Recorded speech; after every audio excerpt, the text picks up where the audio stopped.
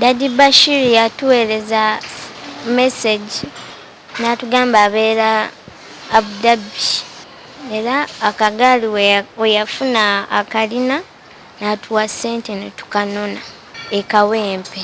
Neenze nnyo Daddy Bashir Akagali kange nasiima nnyo wadde nakwebaza naye nyongera okwebaza. Weebale nnyo weebalire ddala. Era kati obulamu waali naye obulamu atansi obutegeera bulungi kubanga naye gye tuvuddeko emabega nga byali byatutama bamutwala ne bamukuba ebifaananyi ne bamutwala wano ne bamutwala wali abazungu bagenda kujja. Deize alina obukosefukosefu wano wansi nga bwemulaba atudde awo muno munda muno temusiba bulungi musulo bamuyitamu obuyisi akawago mu twagala bakakyekingemu. Deize waliwo we yabuuza nabuuza mama Fina ayambye abantu ye nga tajjangako kumuyambako.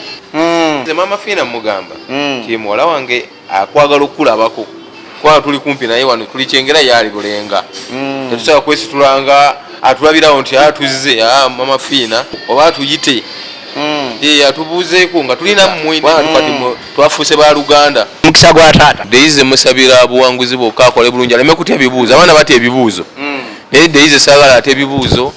N'aba P7 bonna abali eyo aba senior 4 senior 6 kubanga alina mukulu wa senior 4. Daddy nkusuubiza nja kukola bulungi ebibuuzo sijja kubitya. Sibasuubiza kukola first grade kuba simanyi sinaba kutuula bibuuzo naye mbasuubiza nja kukola nnyo kole nga bwenjagala nga era bwe mwagala. Munna bizinesi tumbula bizinesi yo ng'olanga naffe wano ku Wonders Just ku ssente ntono ddala olw'ofuna obukadde n'obukadde wa bakasitoma. Mulimu ki gw'okola bw'olanga naffe tojja kwejjusa nkiddamu tojja kwejjusa. Okumanya ebisingawo tukubireko nooti 755 57 44 18. Wonders Just okuyamba guba mutima.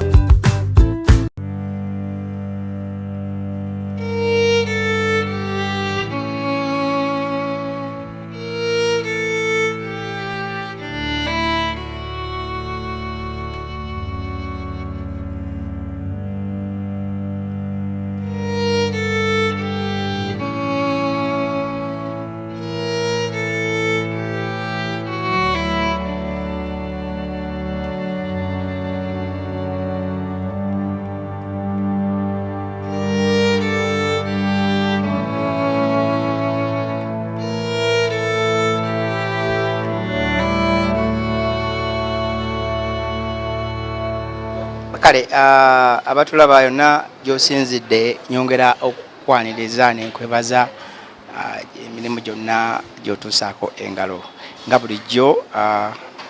Nze muzzukulu wa Namwama Simon Peter Male era nga tusinzidde wano Kyengera. Emabegako awo twakulagako emboozi ya mwana muwala Daisy.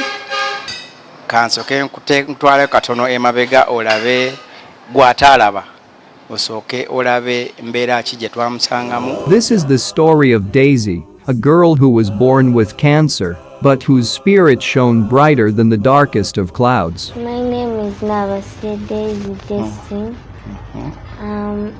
I'm 17 years old. I'm in primary 7. I was about to get cancer. Then the doctors decided to cut off my legs to save my life. Daisy came into this world with a fight already brewing within her tiny body. A rare form of cancer had taken root in her legs before she even took her first steps. Her parents were devastated by the news. The journey ahead was uncertain, fraught with pain, and filled with difficult decisions. At just 3 years old, Daisy underwent her first surgery. The doctors, in their attempt to save her life, were forced to amputate both of her legs. It was a heart-wrenching choice that no parent should have to make, but Lisa and Michael knew that it was the only option if they wanted to give their daughter a chance at life. When I was growing up, first I was afraid of people, to be in people, but now I'm used. They're used. They're used to people. Yes. Yeah. Even strangers. Even used to strangers like me. Yes. Yeah? Mommy and Daddy, I promise work hard and I'll study hard to buy for your car and a build for your house. Muyimbi kigozinga okwegomba. Shiba ne anu. Toyinayo kayimba kashiba konna konna. Tuko tuwemu. Baby ntwala nune ku ice cream. Pulira ndudo kulya ku ice cream. Twala nune ku ice cream ilai. Ice cream. Wegomba nnyo okusinkana Shiba. Bwe omusinkana oyinza mugamba ki? Timulungi. Ate okuzannya omuzannyo ani gwesinga okwegomba mu bazannyi b'emizannyo? Era Zubairi family bazannya bulungi. Ani gwesinga okwegomba mu Zubairi? Iye. Zubairi mwenyini? Feira akuse. Okay, byebyo ngawo birengedde twanyumya naye ne maama naye n'atubuulira ebimu ku byali biruma Daisy. Naye olunaku olwaleero nabadde ndi awo nenfuna akasimu okuva Ekyengera ne baŋŋamba Simon jangu tukubuulira ate ebyavudde mu show gye walaga. Era ndi wano ku Maria's Restaurant, bampadde ekyenkya ndoza n'ekyemisana n'akirya wano. Mukama wanaaba asiimye. Era nga ndi ne Daisy ku side eno, ate side eno ndi ne taata wa Daisy. Luli twamunoonya ne tutasobola kumulaba. Naye ng'abaana nga bwe badda ku ssomero kinneewunyikiza okuba nga Daisy akyali wano. Daisy, oli otogogera n'okwongeza ku ddoboozi. Senderi otya Simon. Kindi, oli bulungi? Sooka otubuuliremu olunaku olwasemba we twali wano naawe. Wali ofunyeyo ku ssimu yonna oba bajja okukulambulakokko? Twali tumaze ka video n'enkalaba. Waliwo n'omukyala eyamperezaayo ku ssente. Bali bakyala babiri. Nono omwami yangulidde akagali. Sooka olina abakyala babiri, okyabamanya amanya? Nedda. Ye omuntu akuweeza ssente onootinganga ne tumwebaza. Abakyala babiri. Abakyala babiri bakuweereza ssente. Zaali za school fees, zaali zaaki? Simanyi. Gwe zikolamu ki?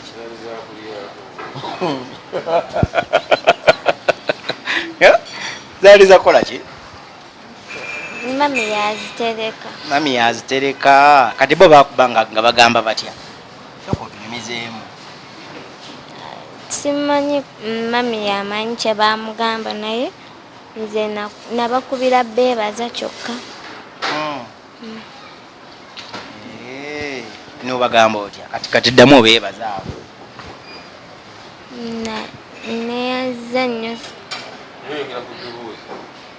Neyaza nnyo obuyambi bwe mumpadde bwentyo. Otubeebaza? Olwomaze? Anti osooka mubuuza wakuddamu n'omwebaza. Ate kano akagaali kakutwawo katya? Daddy Bashir yatuweereza message. Daddy Bashir yani? Ni daddy wange owokubiri kati. Yatuweereza message ng'atubuuzaako n'atugamba ka video akasembayo yakalaba.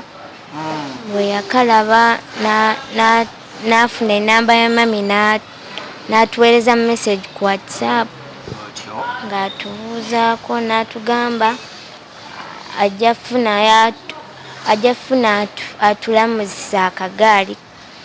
N'atugamba abeera Abu Dhabi. Abeera Abu Dhabi? Yes. era Akagali we yafuna akalina n'atuwa ssente ne tukanona yo gye ekawempe.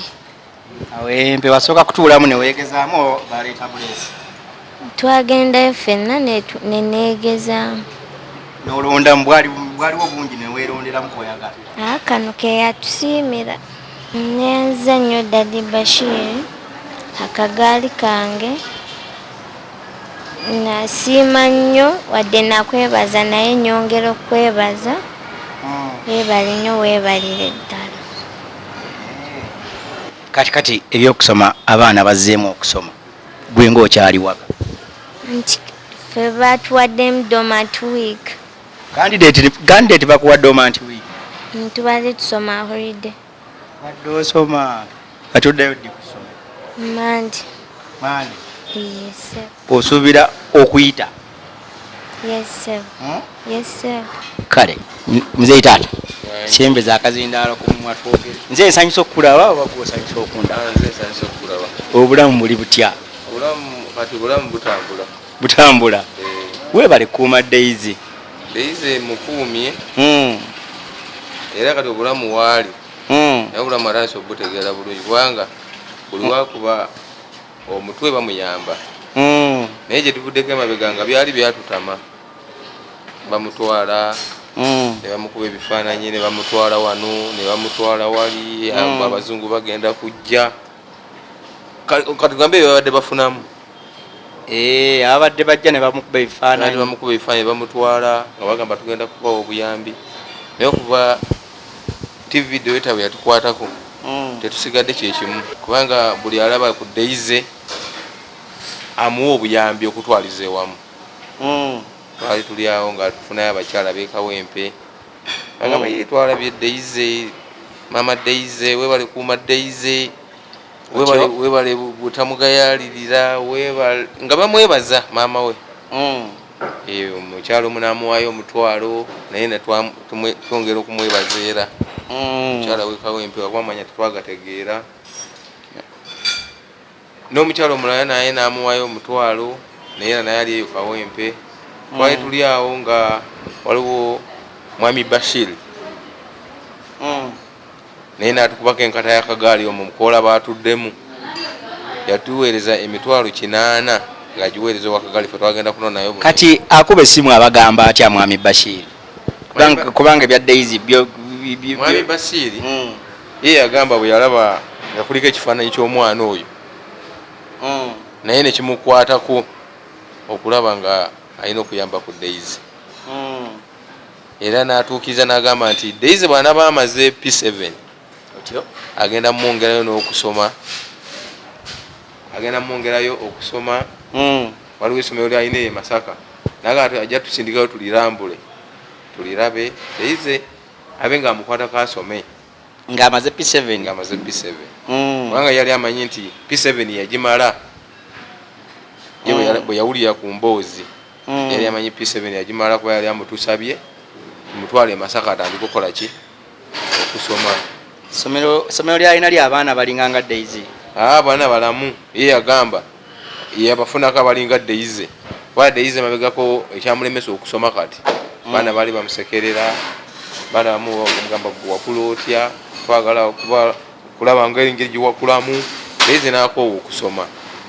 Naye Bashir yamusuubiza ng'ayogera ne Daisy mwennyini namugamba amusuubiza tewali agenda mumutawaanyako nakamu. Ne Headmaster agenda mumugamba kubanga essomero liri alinamu omukono nga ye Bashir. Kati biki byosuubira mu Daisy oba byosuubira okukoya Daisy mu maaso eyo mu ngeri gy'omulabamu nga muwalawo? Daisy sina musuubiza byengenda kumukolera. Pulaanize eri Daisy kubanga Daisy manyi mwana mulamu ategeera bulungi era mbadde musomesa nga muteeka mu ssomero lino nga muteeka mu ssomero lino nange gye bujja ate gwe nsubiramu ebirungi era lunaku mugamba nti bw'aba asomye ng'obusawo nange mba neesiimi anonna bunonyi nga Daisy antwala mu ddwaliro. Daisy sinamugamba nti muteeseteese muzimbidde kalina muzimbidde ennyumba mwana ajja ssente. Daisy musubiramu nange ssente okunjijanjaba nga nkaddiye. birungi byerere birungi byerere bwana yayi n'ebirooto yangamba alina okunzimbira kalina ulinze kalina ninze kalina eva mu Daisy sente zigenda okuzimba kalina okugenda zijjawo era nange nemusanyufu nnyo era buli wamu Daisy wagamba tugenda wano njagala kugenda wano mutwala mumanyi nange nsuubira ekirooto kyange kyeyaŋŋamba nti bw'aba asomye ajja kunzimbira kalina ate agenda kuba musawo yasobola kuŋŋamba munnamateeka naye kati oba n'akyusaamu kati ayagala kuba musawo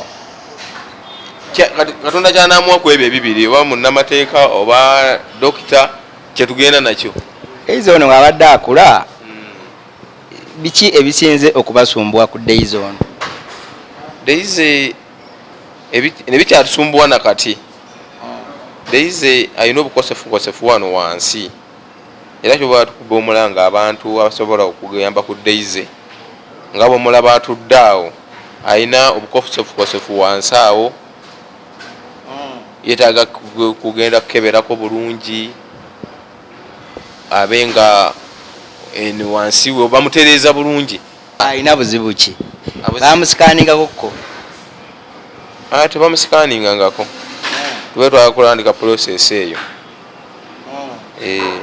kubanga ndooza muno munda muno temusiba bulungi musulo bamuyitamu obuyisi akawago omwo nga twagala bakakyekingemu lwaki tekasiba musulo ogwo naye nga Daisy batutambula naye nga tetwemwekanyako wadde obulamu bwe bwonna tumwagala ng'abaana abalala kwali tumugamba nti Daisy gwegwe tusinga okwagala tubaagala kimu kuba tumanyi Daisy era alinga banne ye namba mmeka mu baana Daisy mbaana ali mu bana namba 4 naddwako abaana abalinga 3 naye maama ekyejo ng'amukoza ki tayagala ayoze tayagala awaate Daisy emirimu agimanyi Daisy era waliwo obuzibu bwe twafunako emabega kawo nga ntambula ne Daisy nga yanfumbira emmere nga taata yafunamu ku buzibu awo naye nga tulina Daisy nga yanfumbira emmere nga tusigalawo ffenna bano nga bagenza okukola awamu nga bagenza okusoma mali ddala emyaka 2 nga nina Daisy nga awaata Daisy nga ayoza ku ngoye enyangu yangu tamukozesa kyejo era nga bw'omanyi era omwana amubaliriramu ng'omuzadde naye nga Daisy kubanga nakati yamusindise eddayo ali mu kwoza ngoye namugaye tugenda olezeeko maama n'agamba ati wakati ayagala kuddayo Daisy ebedda yeesunga mmwe kubanga tewali yali atute Daisy yakomanga ku byakulya bwe yatunyumizanga tulidde tulabye abazungu naye nga tafunyeemu ebbanga lye lyonna emyaka gy'alina kubanga omwana oyo alina emyaka 16 kitone kikyalina Daisy ky'omulabamu bwazze ng'akula Daisy okuyimba akwagala nnyo Daisy amanyi okuyimba alina obuyimba bwayimba Daisy ayimba adda mu zaabane naye nga afunyewo omuntu amukwatako Daisy tayimbangayo kake atanaba kuyimba kake naye nga waliwo omwami ayagala omuyiizayiizaayo awo naye nga amaanyi matono tufunayo omuzira kisanga atendeka ku baana abayimba Daisy asobola oba kati mutwale mu studio ki yali akuyimbiddeyo akayimba kunomuwulira nga eddoboozi ddungi Daisy ayimba obuyimba obwo naina ofulawa nomuwuliza era neŋŋamba ffe tuliko nze ne Daisy kubanga Daisy ansanyusa nnyo tutwalize wamu tuba tumulinda amaleko ebibuuzo tulyoke tumuzze mbya studio Daisy tuyinza okumuyingiza studio ate n'apaaluka opaaluzi amusagasaganya ate namala P7 guno emyezi egizigaddeko oba gumu kitundu ogwo njagala nga ali ku byakusoma kubanga bw'anaaba asomye buli muntu ajja muwagala ne Daisy waliwo we yabuuza yabuuza mama Fina ayambye abantu ye nga tajjangako kumuyambako tannamulaba nemugala mama Fina naye gyali naye ndoza ajja kujja mama Fina mugamba ti muwala wange akwagala okulabako kubanga tuli kumpi naye wano tuli Kyengera yali Bulenga tetusobola kwesitulanga atulabirawo nti atuzze mama Fina oba atuyite atubuuzeeko nga tulina mmwe ne Dota kubanga tukati twafuuse ba Luganda tetukyagala kati bwanga tufunye 5,000 twagala tuzibategeeze kubanga mmwe mufudde Daisy ekyali. Waliwo omwami Saalongo yajja kulya wano mmere mayinza embeera eri nga ngisana nange ko olusaamulabako naye ngenda okulya nga bangamba mwami Kirembeka muwala wamuwadde omutwalo ye yamulaba nga ayita buyisi wano n'amuwa omutwalo era najagamba bampadde omutwalo daddi omwami bwati ne bwati teyakoma okwo n'olwaleero Saalongo tuli naye kale atukoze bulungi obutagambika. Waliwo n'omwami atukutte mu kamera eri Kiyingi Moses katwafuuse ba Luganda eyo ku TV tumuyita nnyini bakyala nnyini bakyala oyo naffe atugasseeko nnyo okutunoonya era mbeebaza beebale kufaayo beebale kumanya abantu ba wansi bwe baba basazeewo okukola kintu bakikola n'omutima gumu ate bajjako ssente wanze nasooka naye nti waliwo abanjjako ssente awo nga batwala omwana wange tuwe transport amutwala ku ngeri gyatatambula. Tulina ne meya Walukagga wano atera omusanga wano n'amuwaayo omutwalo n'amuwaayo ebiri yali amusuubiza n'Akagali mwami Walukagga naye kimanyi ndowooza ali mu process ya kumulaba kimanyi tasobola butansi kunsuubiza n'atampa mwami Walukagga kuba lwajja amuwaayo kasente n'alyako ye muli wa ssente bulungi kuba atayagala kumanya kiddako. Kale nga tumaliriza njagala okube omulanga okusembayo Daisy wosingira ddala okwagala okumukwatirako. Daisy kwensinga okumwagalako akawagu ako kayonooneka twagala bansalire ku magezi n'okumpa obuyambi tulabe nti Daisy bamulongoosa ekifo kya wansi ekyo abe nga susu takyamutawaanya. Kati ekisooka muzeeyi omuntu yandigambe kale akawago tukategedde naye twetaaga ki omuntu akwakirako yandigaye nagenze mu ddwaliro ne bamukebera nga twagala ne bagala balina mukolayo bati newe bati kati nange sigenda kwetuulako ngenda kutwala Daisy mu ddwaliro bambuulye process bwegenda okukola bambuulye no sente ze baagala ate nziremu era nkuba omulanga banange temunkoowa kubanga kati ekyakagali ayinza okuba nga afunye ekyemisomo tujja kugendako era wonoba ogende Masaka era tujja kugenda ffenna okulambula essomero kyenasoose nga ŋŋamba emabega naye mba nfunye 5,000 Dota nzitegeezaako Dota kubanga bafuuse baganda bange nnyo ne bazaala Daisy omulundi gwe simanyi nakumanya kuba Daisy okuva nga yakamala emyaka 12 awo twamutambuza nnyo bamwambudde bamukubye emigongo bamukubye amagulu bagalongoosa batya bakola batya we byakoma naye Dota TV myezi giringa 3 naye birungi tutandise obiraba. Bw'oba kiboolina eri bataata abazaala abaana abafaanayo baki ne babatwala ne babasuula mu byalo nakyogerako tibannanga balina abaana abayibo tebaggwamu maanyi kubanga waliwo ababazaala ne babasuula ne babatabafiirako ddala ne bafa okuba n'abalamu oyinza okukola atambula n'atabamu mulamu ate ayavula n'abaamu omulamwa nze yankubira bataata kubanga tulina omwami yali eyo mu Masanda yamukola n'akayumba k'embwa gyamuwera ebyokuzanyisa gyamukola kira ne Dota TV singa ebiseera ebyo nali manyi nti gyeri nga nze nkyavuga bodaboda twagendangayo ng'ali mu kayumba kambwa yamukolera akayumba nkaita akayumba kambwa kubanga omwana bwe mukolera akayumba ye yamugamba nga mwazanyira naye nga tayagala mulaga bantu naye nasooka neeta neŋŋamba n'atya paka ddi naye nga ne Daisy oba oli awo mugamba beeraawo nga yakutuuseeko dda waali ngamba tewakyali kyetuyiza Daisy abantu batandika omukwata ku bantu bamukwatako nyane teyabafunamu. Kale nga tumaliriza Daisy addayo ku ssomero ndowooza tumalirize ng'omusabira Daisy musabira mukisa mbadde mwagalamu na buna soka tulabe ekigenda okutambula ne Daisy sabya na P7 senior 4 senior 6 bonna musabira asembere wano Daisy sembera wano tufune omukisa bannaye batulaba kati tugenda kusaba mukisa gwa taata n'abali eyo wanika omukono gwo n'abakyala baffe ono tumusuubiramu kalina. This is our new car nga nowa uba wajja. Kale omukisa gwa taata. Omukisa gwa taata ngenda kusabira Daisy ono. Daisy musabira buwanguzi bwokka akole bulungi aleme kutya ebibuuzo. Abaana batya ebibuuzo. Naye Daisy saagala ate ebibuuzo. N'aba P7 bonna abali eyo aba senior 4 senior 6 kubanga alina mukulu wa senior 4 naye agenda kukola bibuuzo n'abalala bonna mu ggwanga lino abagenda okukola P7 abagenda okukola senior 4 senior 6 mbasabira bakole bulungi ebibuuzo kubanga esuubiri enkya kubanza esuubiri enkya ndisuubira mu Daisy. Bonna mbasabidde nga mpita mu Mukama waffe Yesu Kristo. Amiina. Kiki ky'osuubiza taata nga tonadda ku ssomero? Nsuubiza nja ozanyira ku ssomero Daisy. Nze kakukirenga kitozanyira ku ssomero. Wuliriza nnyo abasomesa. Muwulira ng'eyali atuuzizaako wa P7.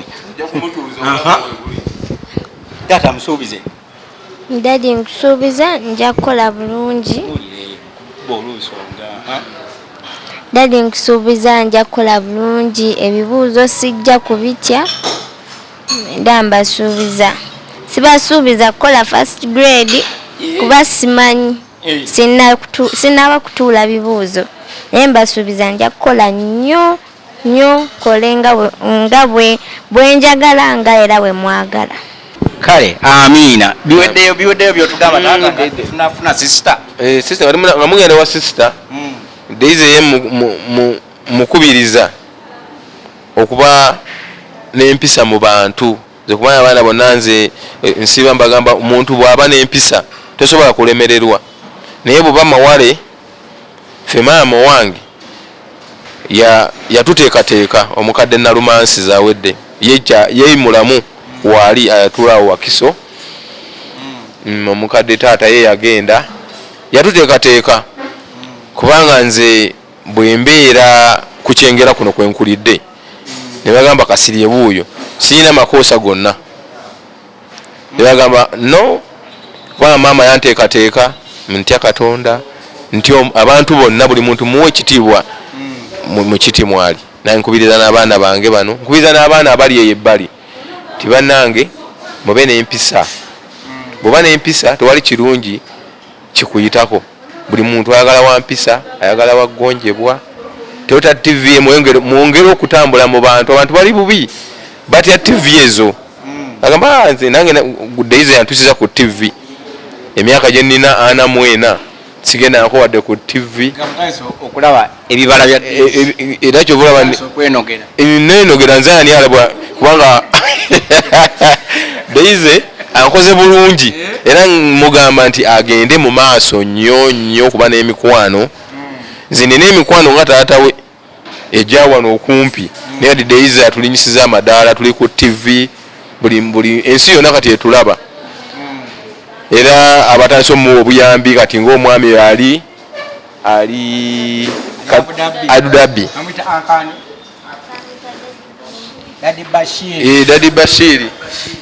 Dadi Bashiri era tumwagala nnyo kubanga tamala kubiki nga tatukubidde naffe tumukubira naye ate tetumulabangako naye tumulaba kifaananyi naye yeebale nnyo mwami Bashiri wonna wooli weebale nnyo okufuna ku ssente naffe n'otwawulizaako ku ssente kubanga omuntu akwawulizaako ka ssente n'ayamba omwana ng'oyo Daisy abadde atambulira wansi nange taata we ng'ate ensonda bwa school fees nsonda bintagalako nako nga nkatunuulidde naye yeebale nnyo tukuba enkata y'akagaali kano mwami Bashiri era tuli basanyufu nnyo okutola ku ssente nnyingi bwe zityo.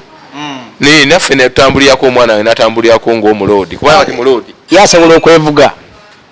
Asobola okwevuga oba ekyejo era maama yamukuza alina amusindika asobola okwevuga bulungi. Daisy evuga bulungi era ne ku Sande ke yasomeddemu ku kyaki n'abakyaki bagamba nti bane ate mufuneyo kagaali naye mwami Bashiri kye yamukoledde Katonda yaba amuddizaawo. Daisy ku Sande wawaddeyo ekimu eky'ekkumi. Wawadde weebaziza Katonda. Yes. Badde manyi nti wagenze bugenzi na kagaali n'otawaayo kimu kya 10. Kale siibula muzeeyi ate tufune sister ajje wano yamanye ebyama bya Daisy banka y'ebyama era oyo bwe bakuze nga tebekanya Daisy Daisy nabira ndimanyi nti ajja kufuuka muntu ng'oyo naye twagenda ensambya mu kulongoosa Daisy okusomozebwa kwaliwo ne bagamba ne mugende ku TV ne tugamba TV tutandikirewo okusaba obuyambi tebanabutuwa tebajja kubutuwa ne bantu mugende ku TV naye naffe ebitwaliro ne tugattagatta ne madamu ne tujanjaba Daisy twasente zagenda mpitirivu naye nga kyetugamba twagala bulamu tetwagala ssente badokita ne bamujjanjaba bulungi olwaleero Daisy muntu antutende ku Dota TV kati buli muntu andaba nzaani gwani kulwa Daisy kale ebigambo bya taata byebyo taata agambye mama Fina nga bw'oyamba abalala ate oli kumpi wano ali buloba kyengera antuusa omulanga eri mukwano gwange muganda wange SB4 gwe taano wa mama Fina buli kigwawo kyonna nkusaba n'obwetoowaze SB4 ne Umaru mbasaba busabi mufuneyo obudde oba mukwatagane nange mbaleete wano mulabeko ku Daisy embeera gy'alimu ate osanga ne mama Fina wanaaba asiimye anaasobola okujjako wano naali akusimanyi wano muvumba ku luwombo oluwombo we luli olw'enkoko netumutegekera mama Fina oluwombo SB4 naawe oyagala oluwombo nemuyitako nemulabako Zubairi waŋŋamba muli mu kwetegeka okujja naye mwali mugambye okuleeta akagaali kati akagaali obugaali tukyabwagala bungi nnyo kubanga nano ku hoteri wabeerawo akagaali n'atambulirawo natatambulira wansi ndowooza feeyo owulidde abazubairi ndowooza enteekateeka y'akagaali egende mu maaso kati mwe muleete kamasannyalaze kano kebakola bati akalina battery ate enteekateeka nzimanyi mulimu kwetegekera kivulu kyammwe ekyokusiima abawagizi bammwe naye muyitirawo ne mulaba ye Shiba Kalungi namukubirako ku ssimu n'agamba ayinza okujja nga ekivulu kye kiwedde akyalina ebimuwuuba naye nga kavidiyoko kamutuukako n'agamba ajja kujja essaawa yonna asooka amaliriza ekivulu ajja kuba nga akutuukako kale ndowooza muzeeyi tumusiibudde ate muzeeyi tweyanza nnyo obudde bwo nti wa bakasitoma abo kati bakulindiridde Munna bizinesi tumbula bizinesi yo ng'olanga naffe wano ku Wonders Just ku ssente ntono ddala olw'ofuna obukadde n'obukaddiwa bakasitoma mulimu ki gw'okola duulanga naffe tojja kwejjusa nkiddamu tojja kwejjusa okumanya ebisingawo tukubire ku nooti 755 57 44 18 Wonders Just okuyamba guba mutima.